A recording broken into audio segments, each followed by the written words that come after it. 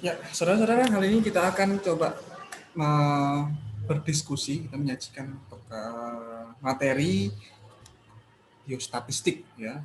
Dan ini topiknya yaitu tentang penyajian dan interpretasi hasil ya.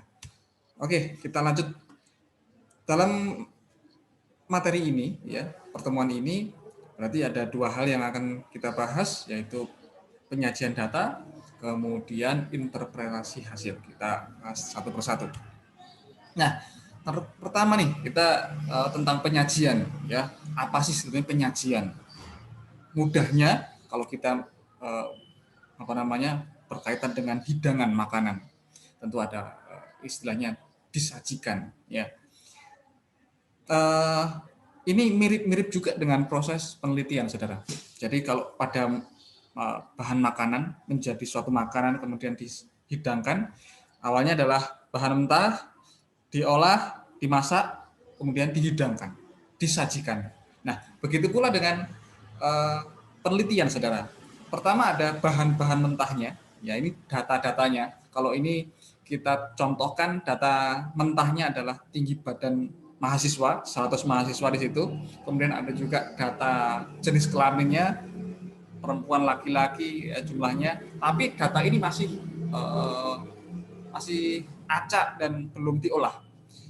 Setelah ini maka yang dilakukan adalah diolah menggunakan, kita pakai komputer ya, dan pengolahan itu ya komputer adalah alatnya sejatinya begitu. Nah, selanjutnya setelah diolah akan disajikan ya, bagaimana tinggi badan mahasiswa tadi, bagaimana berapa yang paling tinggi atau tinggi badan berapa sentimeter tertingginya, paling rendahnya berapa. Nah, disajikan dalam bentuk tabel sehingga orang itu akan melihat data itu lebih gampang ya. Tidak perlu, kalau kita coba lihat saja pada daerah ini ya, pada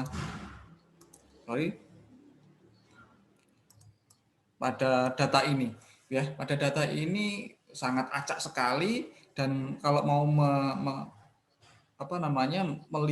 membacanya tentu lebih sulit ya daripada kita lihat grafik yang kelihatan dengan bagus.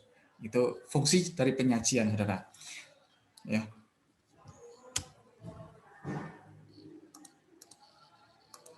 Nah, berikutnya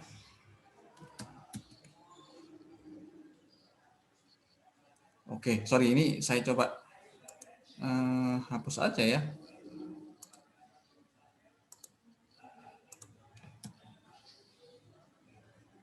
Annotate, iris.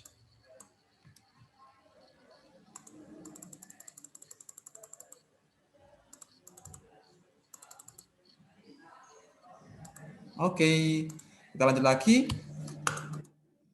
Tadi tentang penyajian. Nah, saudara-saudara, tentang penyajian data itu kita kan tadi sampaikan bahwa berasal dari data mentah, dan data itu asalnya dari mana? Macam-macam ya, bisa dari proses wawancara, Anda mengamati, Anda mengukur kayak tinggi badan tadi, atau dengan kuesioner. Dan data itu kalau secara sederhana dibagi menjadi dua berdasarkan sumbernya, data primer dan data sekunder ya. Apa itu data primer? Data primer itu data yang Anda peroleh secara sendiri. Anda misalkan mau meneliti tentang pengetahuan seorang, kemudian Anda menyebarkan kuesioner secara sendiri.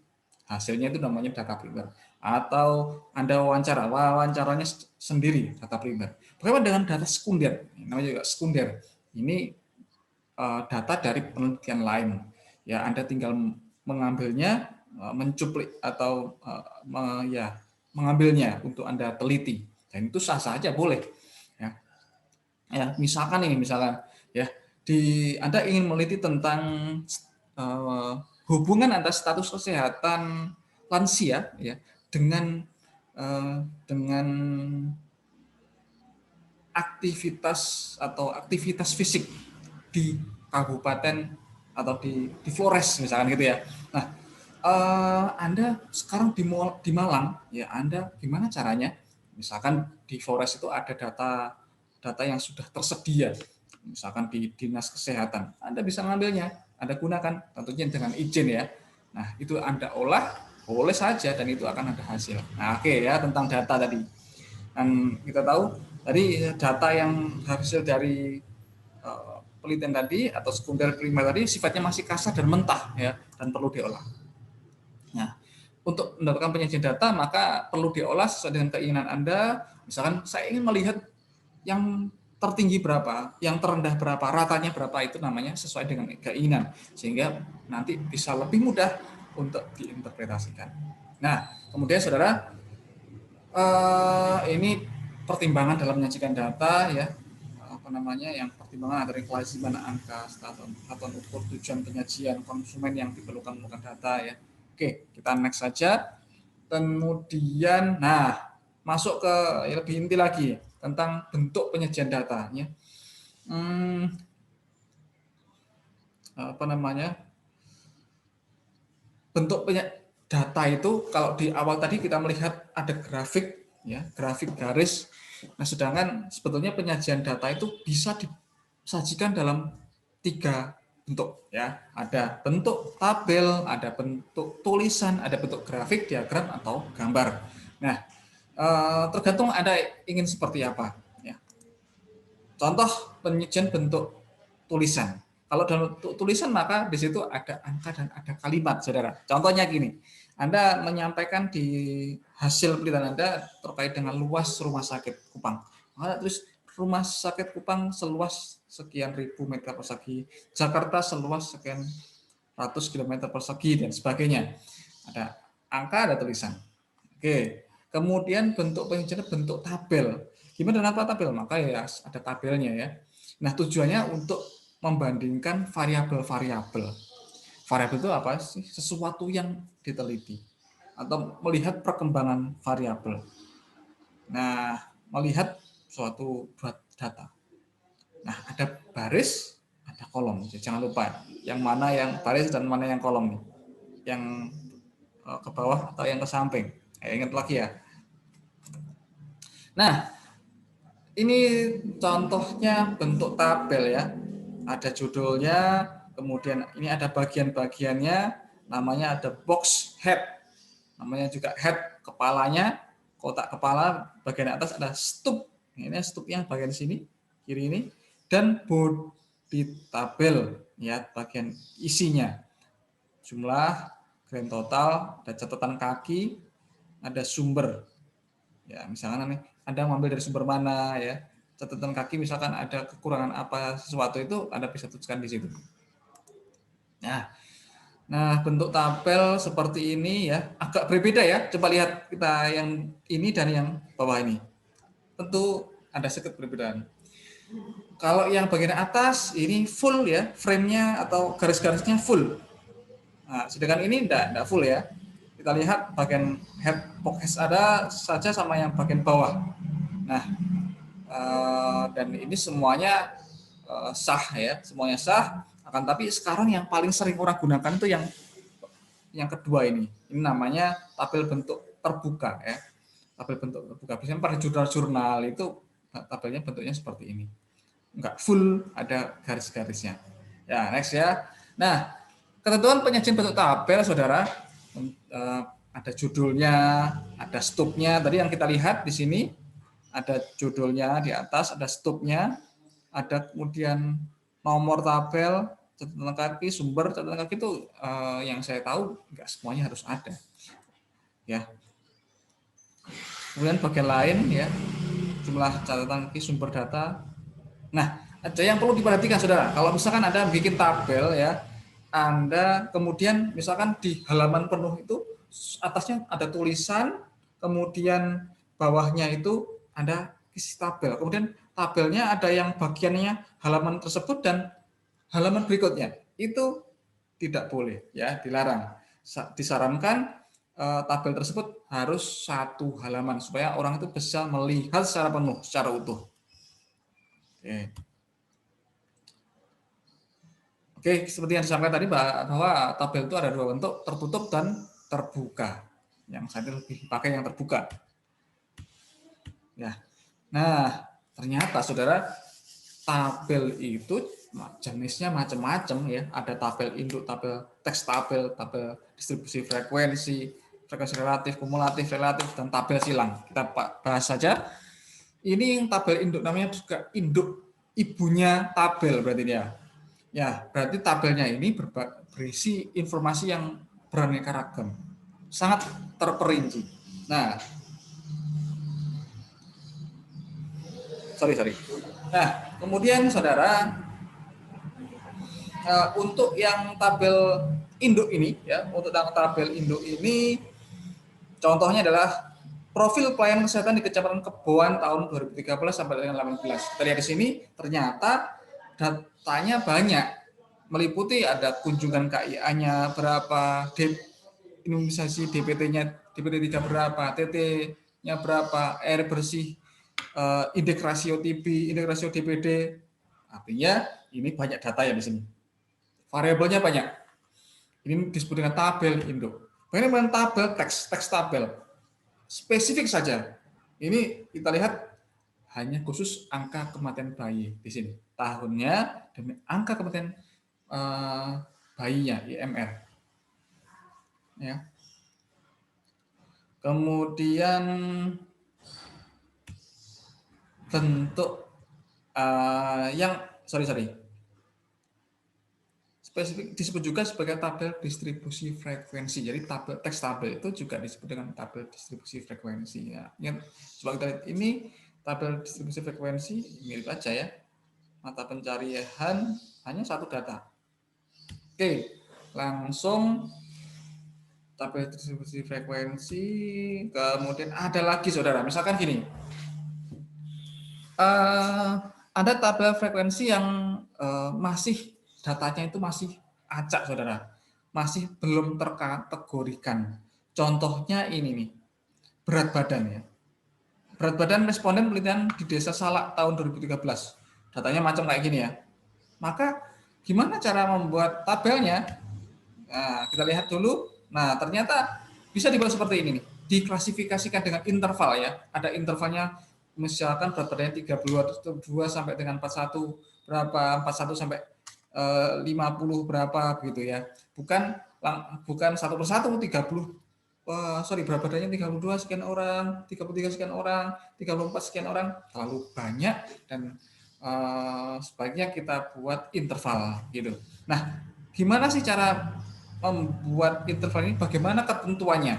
Kita lihat di sini, ternyata ketentuannya kita harus mengelompokkan tersebut dan ada 4 proses yang harus kita lakukan, yaitu menentukan jumlah interval atau kelas, interval kelas atau dalam kurung simbolnya K, menentukan rentang atau range dalam kurung R, menentukan lebar interval atau I, kemudian menyusun interval kelas pada tabel distribusi frekuensi. Oke, langsung aja kita lihat ini datanya ya. Langkah pertama kita harus menentukan jumlah interval kelas. Jumlah interval kelasnya caranya gimana? Nah, ada rumusnya, saudara.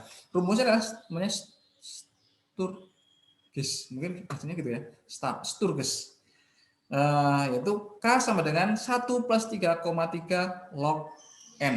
Nah, ternyata K1 plus 3,3 log N-nya berapa? N-nya 44. Dari mana? Ini nih, kita lihat dulu. Kita hitung ya datanya. N itu adalah jumlah data. 1, 2, 3, 4, 5, 6, 7, 8, 9, 10, 11, 12, 13, 14, 15, 16, 17, 18, 19, 20, 21, 22, 23, 24, 25, 26, 27, 28, 29, 30, 31, 32, 33, 34, 35, 36, 37, 38, 39, 40, 41, 42, 43, 44, kan?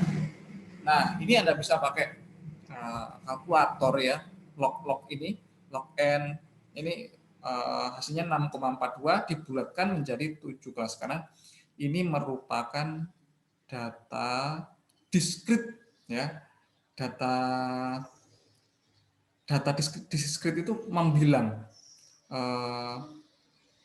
ke 1, 2, 3, 4, 5, 6 gitu ya. Kemudian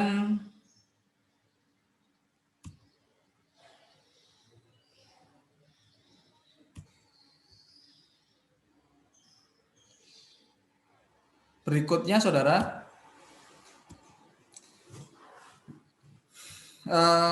setelah dibulatkan dari 7 kelas ini, maka kita akan tahu ternyata nanti akan ada 7 tingkatan, 7 interval nih. Ini ya, ada 7 interval, 1, 2, 3, 4, 5, 6, 7. Itu fungsinya. Oke, 7 kelas. Kemudian yang kedua adalah menentukan range. Range itu melihat rentangnya antara yang tertinggi dan terendah. Coba kita lihat di sini mana data yang paling tinggi. Ternyata 92 ini adalah skor yang berat badan yang paling tinggi. Kemudian berat badan yang paling rendah mana nih, kita lihat. Ternyata di sini angka 32 ya, berat badan 32 paling rendah. Maka 60 ya, 60. Nah, dari ini range-nya ini, maka kita akan melakukan penghitungan lebar interval. Lebar interval itu adalah ini nih. Misalnya 32 sampai 41, 41 sampai 50 ini rentangnya ini ini ada namanya intervalnya, ya, lebar intervalnya. Dengan cara namanya rumus interval sama dengan range ya per K 60 per 6,42. Dapatnya 9,35 dibulatkan jadi 9 karena data kontinu. Oke, maka kita lihat sendiri di sini saudara, kita hitung ya, interval 9, 32, 30, 32, 33, 34, 35, 36, 37, 38, 39, 40, 41 ya.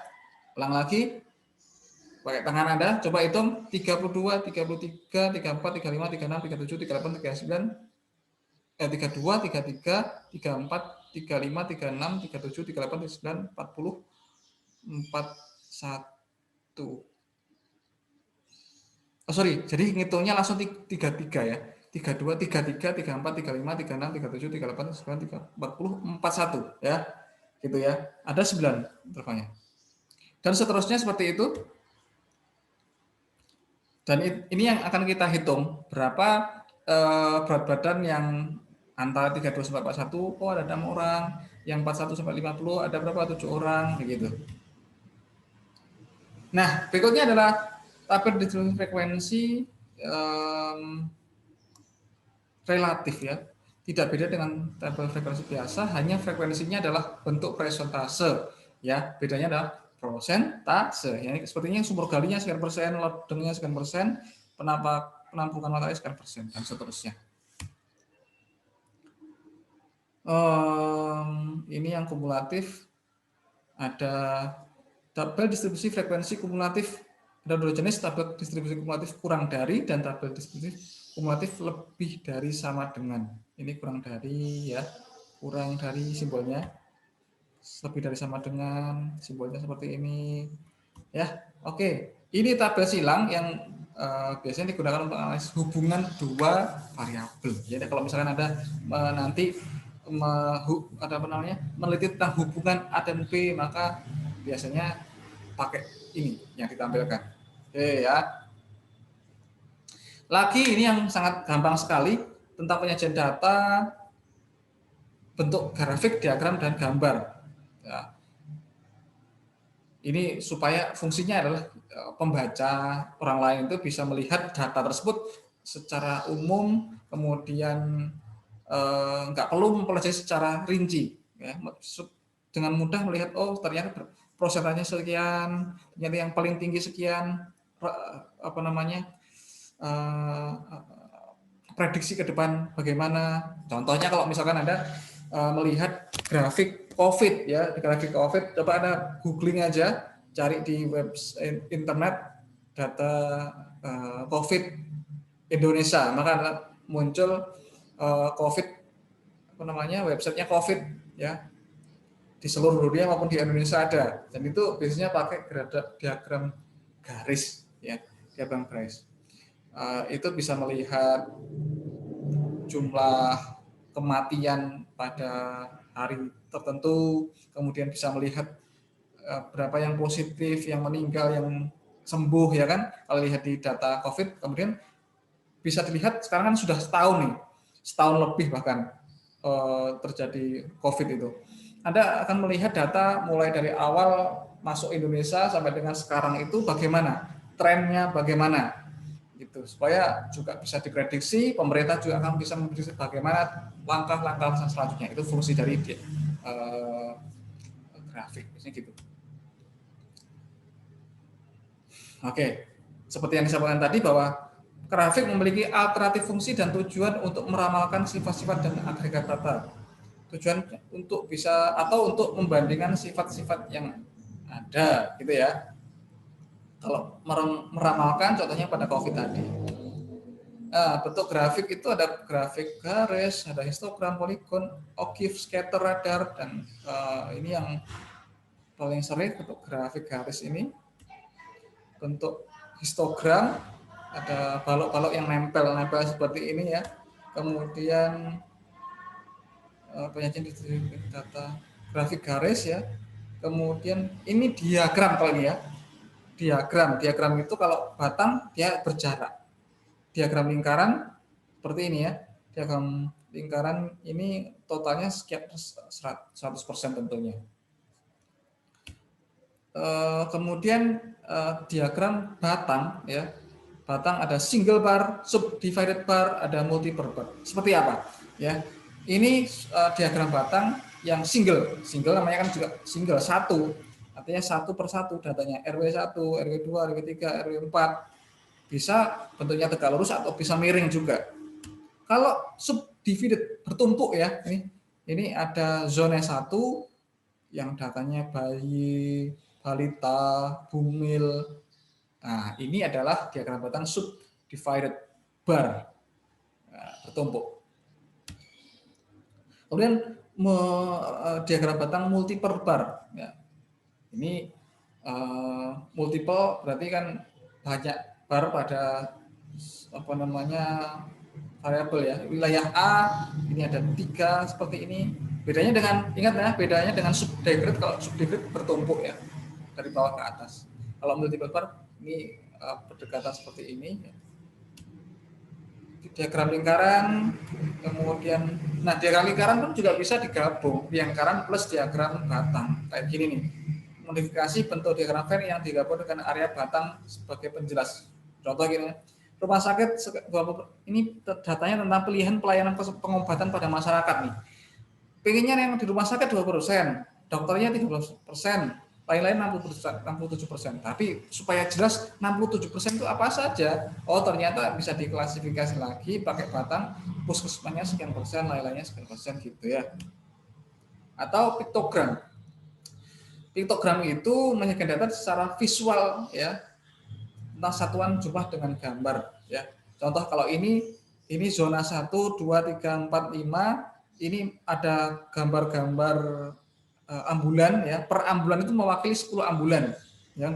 Jadi pada gambar ini nggak perlu menuliskan ini kan semuanya ambulan, ini satu mewakili 10 ambulan. Artinya kalau di artinya kan ada 30 ya, nggak perlu nulis gambar 30 ambulan di sini, terlalu banyak ya. Ini kan tujuannya supaya menampilkan mudah orang untuk baca ya. Kemudian bentuk peta kayak gini sehingga menggambarkan situasi pada lokasi suatu daerah secara singkat, jelas, dan lengkap. Dan saudara, tentang interpretasi hasil tadi kita sudah membahas tentang bagaimana menyajikan data, bisa pakai diagram batang, ada bisa tulisan, bisa juga pakai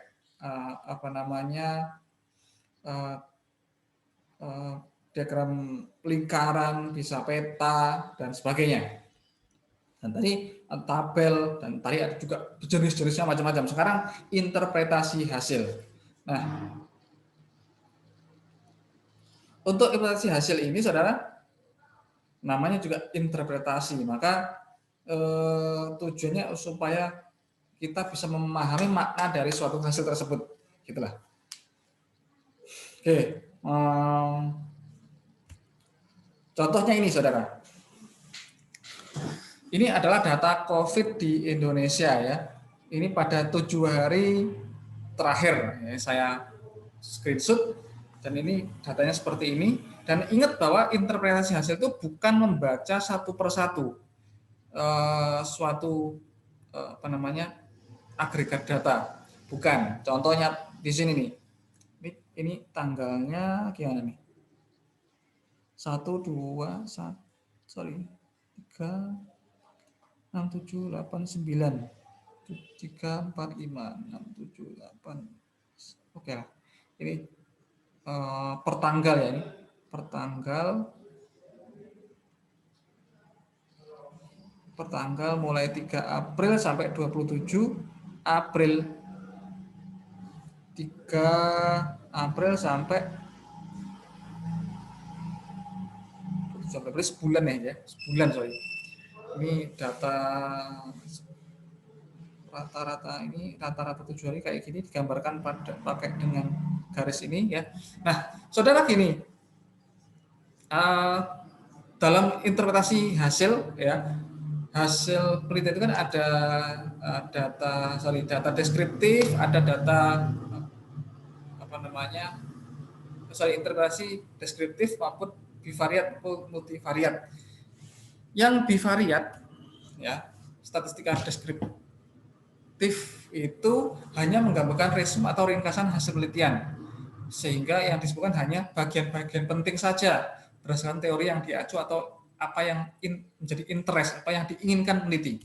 Contoh misalkan lihat bagaimana apa namanya gambaran COVID selama 1 bulan terakhir, kita lihat data, oh ternyata tidak ada peningkatan atau apa namanya tertinggi pada tanggal sekian saja, gitu saja ya. Tidak perlu membaca satu persatu, tanggal sekian persen, atau sekian orang, tanggal 2 sekian orang, nggak perlu baca segitu, hanya yang penting saja. Berikutnya adalah contoh ini lagi, statistika deskriptif untuk masih tentang COVID juga. Nah, ini selama 1 tahun terakhir nih kan, selama 1 tahun terakhir, sorry ini ya mulai awal corona sampai dengan gambar ini diambil, kita bisa baca kalau deskriptif. Tingkat atau apa namanya jumlah kasus terbanyak ada pada tanggal 1 Februari 2021 yaitu kasus barunya 10.994 orang gitu. Jadi cukup mana yang paling menonjol, mana yang Anda inginkan gitu. Contohnya kalau kita melihat mana yang tertinggi, kalau kita melihat mana yang paling rendah ya kita lihat yang paling awal tentunya gitu. Kemudian saudara tentang tadi yang statistika deskriptif menggambarkan saja, ini statistika inferensial, maka mampu harus apa namanya inferensial itu kaitannya dengan